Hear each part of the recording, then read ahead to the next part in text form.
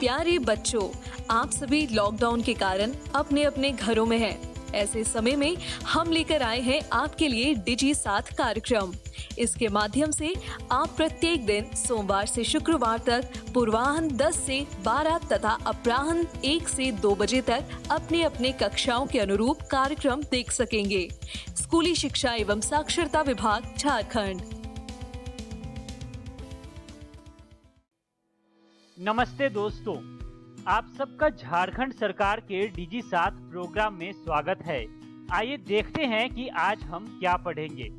हम एपिसोड की शुरुआत कक्षा 9 के इंग्लिश के chapter the fun they had के साथ करेंगे और ठीक इसके बाद कक्षा 11 में हम इंग्लिश के ही चैप्टर द एड्रेस को पढ़ेंगे। तो आइए शुरू करते हैं हम अपना प्रोग्राम डिजी साथ। अब पढ़ाई नहीं रुकेगी।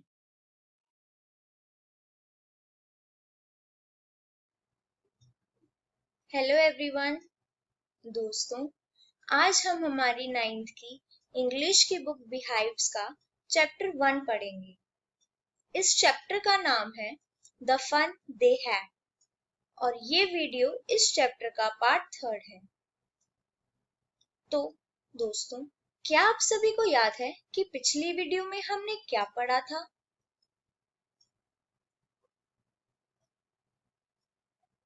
पिछली वीडियो में हमने देखा कि टॉमी मार्जी को पहले के स्कूल्स और टीचर्स के बारे में बताता है और मार्जी कितनी हैरान हो जाती है सब सुनकर। उसको ऐसा लगता है कि कोई इंसान इतना समझदार कैसे हो सकता है।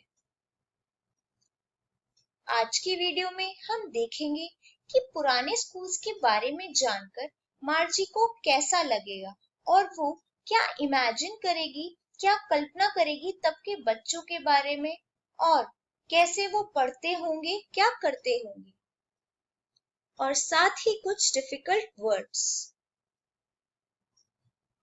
तो चलिए दोस्तों, हम अपनी आज की वीडियो शुरू करते हैं। तो टॉमी जब मार्जी को ओल्ड स्कूल्स, पुराने स्कूल्स के बारे में बताता है तो मार्जी कहती है कि but my mother says a teacher has to be adjusted to fit the mind of each boy and girl it teaches and that each kid has to be taught differently. वो कहती है कि लेकिन मेरी मम्मी कहती है कि एक टीचर को हर बच्चे के हिसाब से एडजस्ट होना पड़ता है क्योंकि हर बच्चे का दिमाग अलग होता है। फिर चाहे वो लड़का हो या लड़की, तो एक टीचर को भी अलग अलग बच्चों को अलग अलग तरीके से पढ़ाना पड़ता है। तो टॉमी कहता है just the same way they didn't do it that way then. If you don't like it, you don't have to read the book. Tommy कहता है कि अगर तुम्हें पसंद नहीं आ रहा है तो तुम मत पढ़ो। मार्जी एकदम से कहती है I didn't say like that. मैंने कब कहा कि मुझे पसंद नहीं। वो उन फनी स्कूल्स के बारे में पढ़ना चाहती थी, लेकिन तभी मिसेस जॉन्स, मार्जी की मम्मी, की आवाज आती है, मार्जी स्कूल। वो मार्जी को बुलाती है क्योंकि उसके स्कूल का टाइम हो जाता है। मार्जी को उन स्कूल्स के बारे में और जानना था, तो वो टॉमी से कहती है कि can I read the book some more with you after school, कि क्या हम स्कूल के बाद साथ में बुक पढ़ सकते हैं। तो टॉमी बोलता है मे बी, देखते हैं, और फिर टॉमी बुक लेकर सीटी बजाता हुआ चला जाता है। मार्जी अपने स्कूल रूम में चली जाती है। स्कूल रूम मतलब वो रूम, वो कमरा जहां ई बुक्स यानी वो कंप्यूटर और मैकेनिकल टीचर होते हैं। स्कूल रूम उसके बेडरूम के साथ वाला कमरा था। इससे हमें क्या पता चलता है कि मार्जी का स्कूल उसके घर में ही था। उसकी क्लास रोज उसी टाइम पर उसी जगह पर होती थी, सिर्फ सैटरडे और संडे को छोड़कर, क्योंकि उसकी मम्मी कहती है कि उसे रोज थोड़ा थोड़ा पढ़ना चाहिए ताकि उसको सब समझ आ जाए। हमेशा की तरह आज भी मैकेनिकल टीचर बिल्कुल टाइम पर होता है। स्क्रीन पर लिखा होता है, Today's arithmetic lesson is on addition of proper fraction. Please insert yesterday's homework in the proper slot. कि आज का मैथ का लेसन है प्रॉपर फ्रैक्शन की एडिशन। जो स्लॉट दिया गया है उसमें अपना होमवर्क डालो। स्लॉट मतलब जो जगह टाइम दिया हो किसी काम के लिए।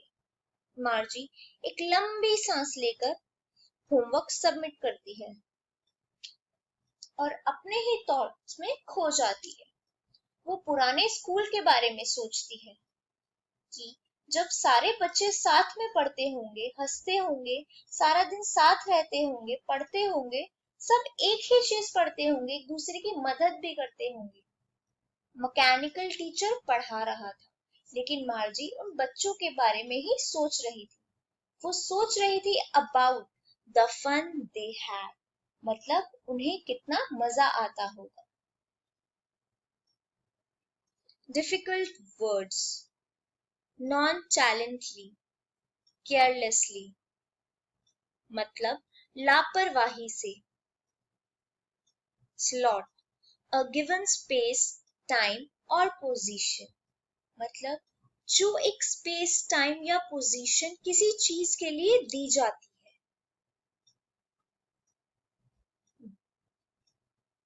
तो दोस्तों, आज की वीडियो में हमने देखा कि मार्जी को पुराने स्कूल्स के बारे में सुनकर कितना अच्छा लगता है।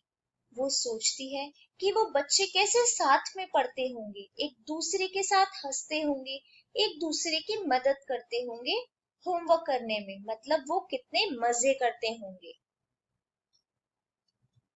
तो दोस्तों, आप भी अपने घर जाकर अपनी बुक बीहाइव्स के इस chapter the fun they had को जरूर पढ़ें, ताकि आपको सब अच्छे से समझ आ जाए।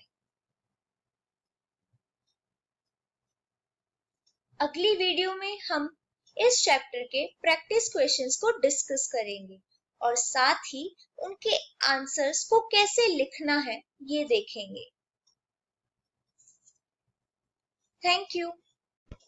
Hello everyone.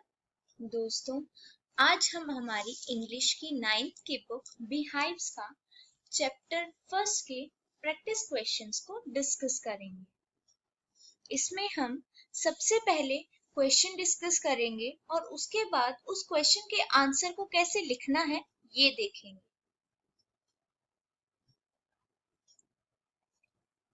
तो चलिए शुरू करते हैं।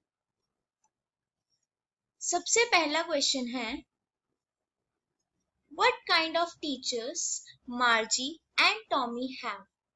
मार्जी और टॉमी के पास किस टाइप के टीचर्स थे? मार्जी and Tommy had mechanical teachers. मार्जी और टॉमी के पास मैकेनिकल टीचर्स थे, मतलब वो टीचर्स जो उनको कंप्यूटर से पढ़ाया करते थे। They had large black screens on which all the lessons were shown and questions were asked. उनके पास एक बड़ी सी ब्लैक कलर की स्क्रीन थी जिसके ऊपर सारे लेसन्स दिखाए जाते थे और क्वेश्चंस पूछे जाते थे। These mechanical teachers had a slot in which the students had to put their homework and test papers. जो mechanical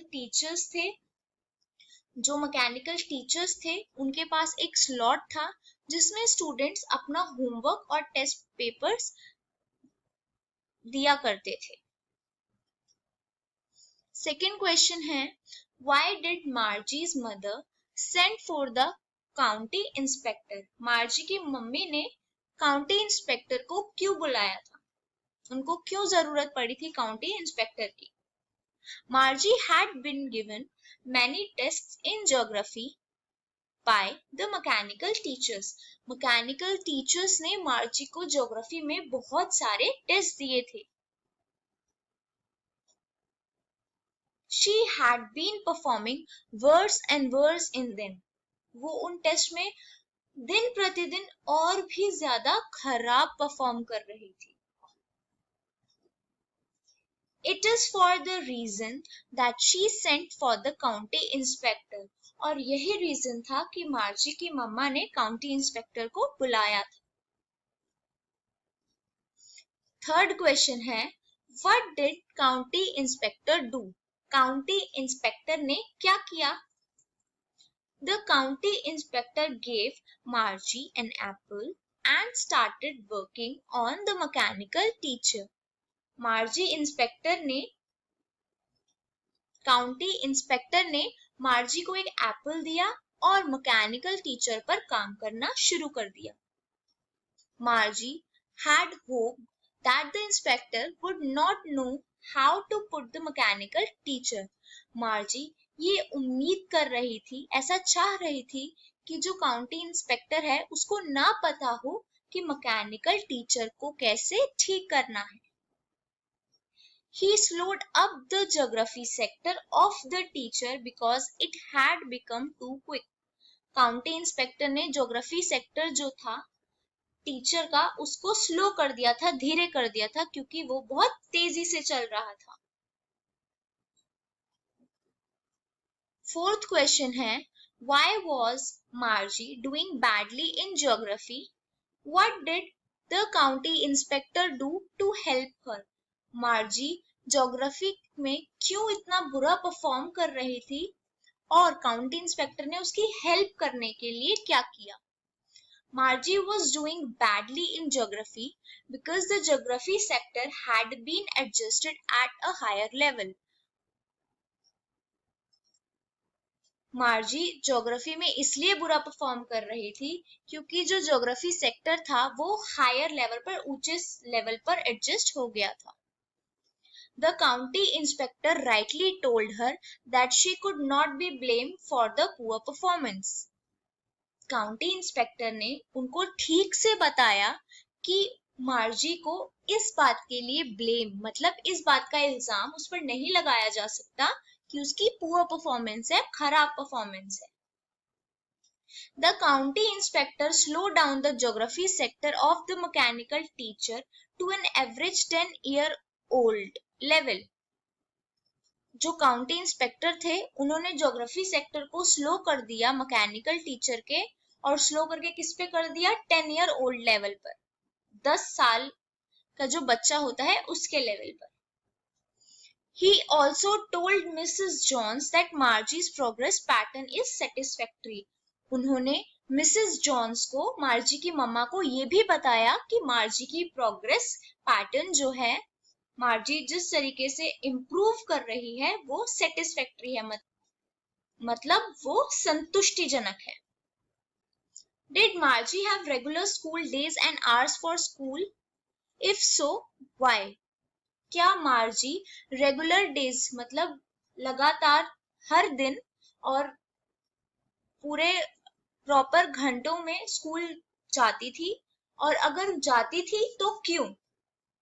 Yes, Margie had regular days and hours for school. हाँ, मार्जी रेगुलर स्कूल जाती थी और जितने दिन जाना चाहिए और जितने घंटे जाना चाहिए वो उतने टाइम स्कूल जाती थी। The mechanical teacher always turned on at the same time every day except Saturdays and Sunday. Mechanical teacher हमेशा सेम टाइम पर ऑन होता था, संडे और सैटरडेज को छोड़कर। Margie had regular days and hours for school because her mother said that little girls learn better when they learn at regular hours. मार्जी regularly school इसलिए जाती थी क्योंकि उसकी मम्मा ऐसा कहती थी कि जो छोटे बच्चे होते हैं वो ढंग से सीखते हैं, ज्यादा ढंग से सीखते हैं जब वो रेगुलरली पढ़ते हैं। तो दोस्तों, आज की वीडियो में हमने देखा इस चैप्टर के प्रैक्टिस क्वेश्चंस को, उन्हें डिस्कस किया और देखा कि कैसे हम उन क्वेश्चंस के आंसर्स को लिख सकते हैं। आप भी अपने घर जाकर अपनी इंग्लिश की बुक बिहाइव्स के इस chapter the fun they had के प्रैक्टिस क्वेश्चंस को जरूर पढ़ना ताकि आपको सब अच्छे से समझ आ जाए। अगली वीडियो में हम अगला चैप्टर करेंगे जिसका नाम है the road not taken. Thank you. Hello everyone, welcome to English smart class. दोस्तों, आज हम लोग हमारी 11th की बुक स्नैपशॉट का चैप्टर 2 पढ़ेंगे। इस चैप्टर का नाम है द एड्रेस। और दोस्तों, जैसे कि आपको याद होगा, हम लोगों ने इस चैप्टर का पार्ट 1 और पार्ट 2 ऑलरेडी पढ़ लिया है, जिसमें हमने बात करी थी कि किस तरह से नरेटर मिसेस डॉर्लिंग के घर जाती है उनसे मिलने, लेकिन मिसेस डॉर्लिंग उसे पहचानने से साफ साफ मना कर देती है। जब नरेटर बताती है मिसेस डॉर्लिंग को कि वो मिसेस एस की डॉटर है, तब भी मिसेस डॉर्लिंग को कुछ भी याद नहीं आता। इसके बाद नरेटर हमें कुछ अपने पास्ट के बारे में भी बताती है कि किस तरह से उसकी मदर ने उसे सबसे पहली बार मिसेस डॉर्लिंग के बारे में बताया था, किस तरह से उसने अपने घर में चीजों को मिसिंग पाया, और जब उसने ये बात अपनी मदर से कही तो उसकी मदर ने कहा कि ये सारी चीजें तो मिसेस डॉर्लिंग अपने साथ अपने घर ले गई है। आज हम इस चैप्टर का पार्ट 3 इस वीडियो में डिस्कस करेंगे। तो चलिए दोस्तों, शुरू करते हैं। बात करते हैं कि आज इस वीडियो में हमें क्या सीखने को मिलेगा। आज इस वीडियो में हम लोग सबसे पहले तो अपनी स्टोरी को आगे कंटिन्यू करेंगे। उसके बाद हम लोग बात करेंगे हर मदर्स बिलोंगिंग्स के बारे में, यानी जो नरेटर की मदर थी उनकी जो चीजें थी उनके बारे में बात करेंगे। और फाइनली हमारा लास्ट टॉपिक होगा resolves to forget the address, कि आखिर ऐसा क्या हुआ कि नरेटर ये डिसाइड करती है कि अब वो फाइनली इस एड्रेस को भूल जाएगी। तो दोस्तों, आज की इस स्मार्ट क्लास में आपको ये सारे टॉपिक्स पढ़ने को मिलेंगे। तो चलिए अब हम लोग अपनी स्टोरी को शुरू करते हैं। फर्स्ट विजिट पर रिजेक्टेड होने के बाद नरेटर डिसाइड करती है कि वो दोबारा उस एड्रेस पर आएगी। तो नरेटर जब वो वहां पर आती है तो हमें बताती है कि इस बार now a girl of about 15 open the door to me, यानी कि इस बार एक 15 साल की लड़की ने नरेटर के लिए दरवाजा खोला होता है। और नरेटर उससे पूछती है, I asked her if her mother was at home, यानी कि नरेटर उस 15 साल की लड़की से पूछती है कि क्या तुम्हारी मम्मी घर पर है। इस पर वो 15-year-old गर्ल बोलती है, No, my mother's doing an errand। दोस्तों, errand का मतलब होता है a short trip you make to do something such as buying और delivering things in the neighbourhood, यानी कि जब आप अपने गली में कुछ सामान खरीदने जाते हो या किसी को कोई सामान देने जाते हो तो उसको बोलते हैं एरेंड। तो वो 15 साल की लड़की नरेटर को बताती है कि नहीं, उसकी मम्मी घर पर नहीं है, उसकी मम्मी बाहर गई है। और ये सुनकर नरेटर बोलती है, no matter, I will wait for her, यानी कि कुछ नहीं होता है, मैं तुम्हारी मदर के लिए वेट करूंगी। इसके बाद नरेटर हमें लिखती है कि किस तरह से वो उस गर्ल को फॉलो करते हुए एक बहुत ही ओल्ड फैशन कैंडल होल्डर को देखती है, जो कि मिरर के बगल में लगा हुआ होता है।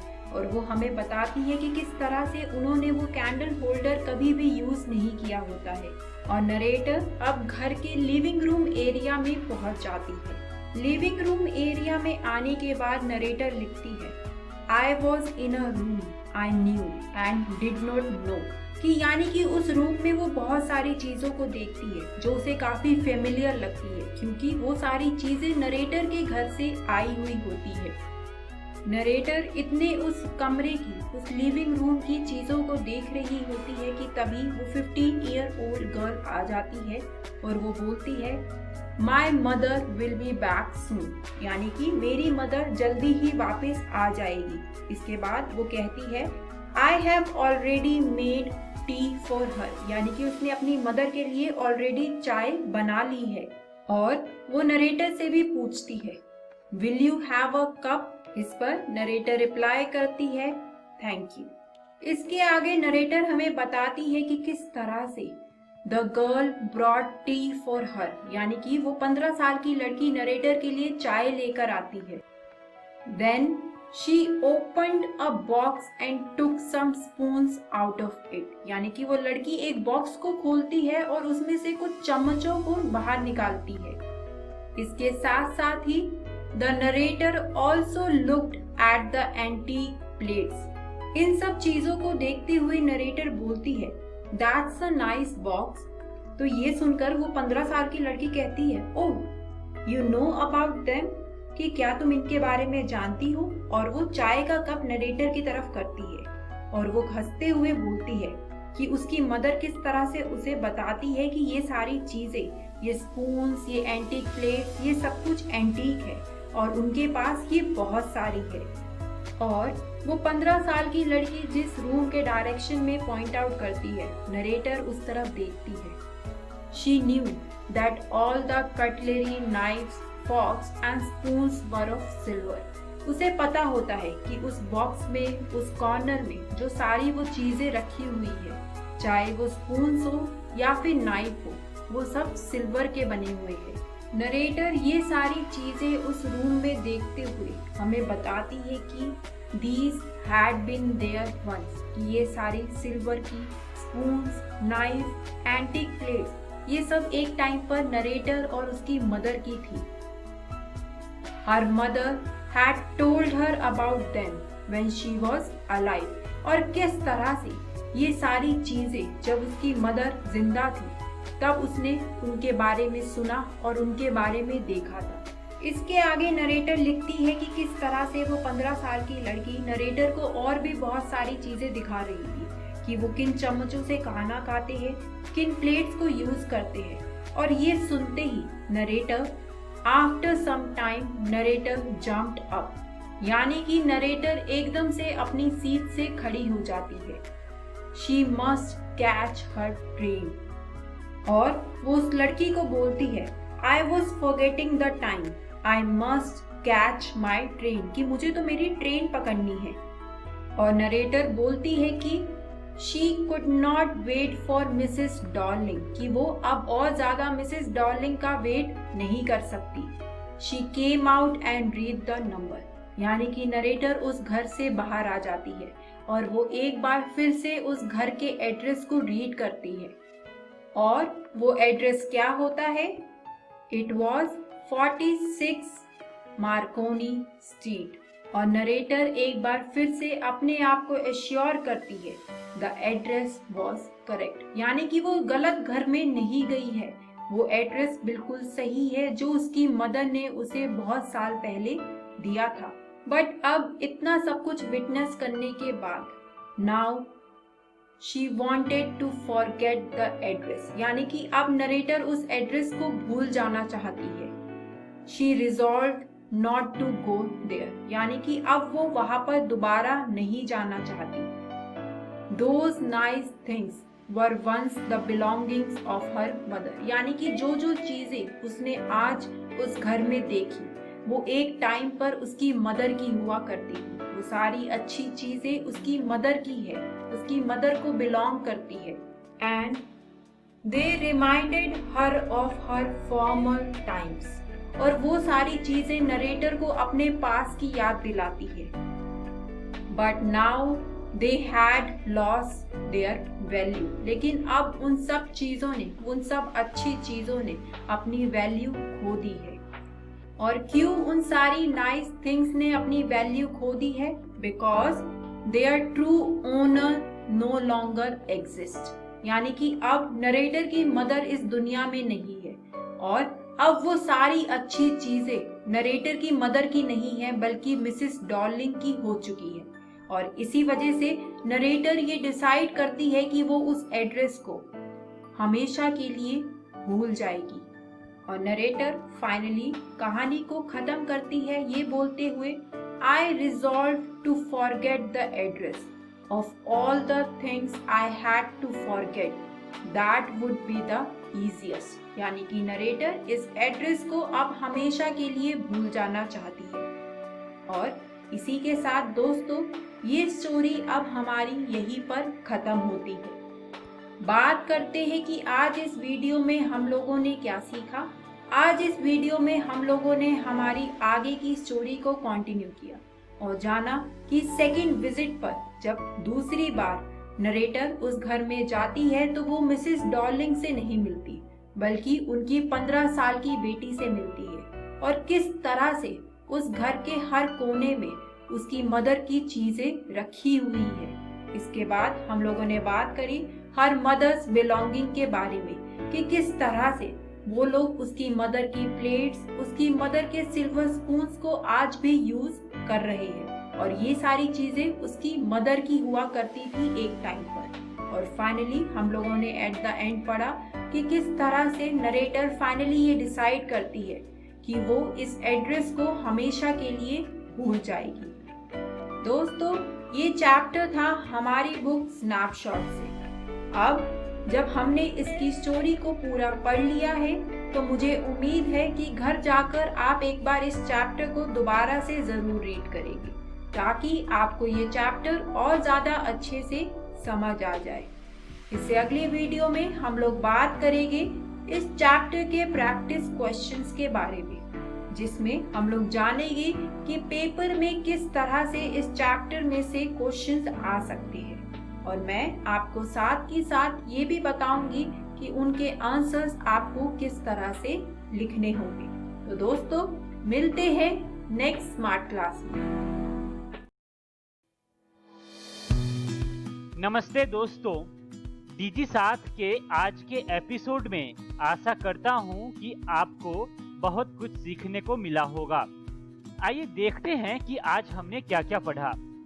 आज हमने कक्षा 9 में इंग्लिश के chapter the fun they had को पढ़ा और ठीक इसके बाद क्लास 11th में हम इंग्लिश के ही चैप्टर द एड्रेस को पढ़ा।